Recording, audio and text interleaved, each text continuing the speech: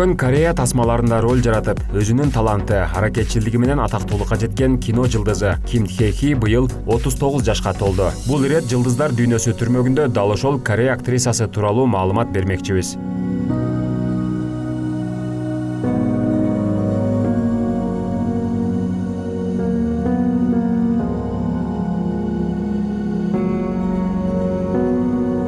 Ким Тхе Хи 1980-жылы Түштүк Кореянын Улсан шаарында туулган. Үй бүлөдө 3 туугандын ортончусу. Иниси Ли Вандагы актер. Ал кичинесинде аз сүйлөгөн, бирок иниси жана кошуна балдар менен тез-тез мушташкан тентек кыз болгон. Мектепте жакшы окуп, жакшы бааларды алган. Ким кичинесинде эле сулуу болгондуктан балдар аны бир көрүп алууга ашыгып, терезеден карашчу. Университетте окуганда да Ким активдүү студенттердин катарын толуктаган. Анын мугалими: "Мен өмүрүмдө мындай идеалдуу студент көргөн эмесмин" деп айткан.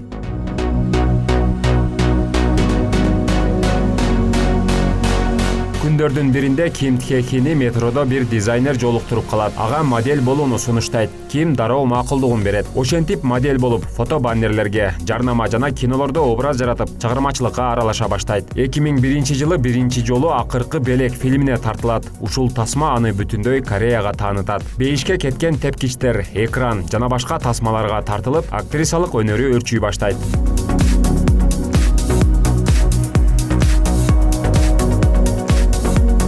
2009-жылы атактуу актер Ли Бён Хон менен Айрис аттуу боевик драма сериалына тартылат. Андагы ролу эл арасында талкуу жаратканы менен Ким үчүн ийгилик жана каражат алып келген. Бир нече жолку сурамжылоолордо Ким Тхе Хи Түштүк Кореядагы эң сулуу айым жана актриса деп табылган. Анын сулуулугунан улам корейлер улуттун сулуулук мурасы деп аташат. Ошол эле учурда сулуу болгону менен таланты жок деп сындагандар да жок эмес.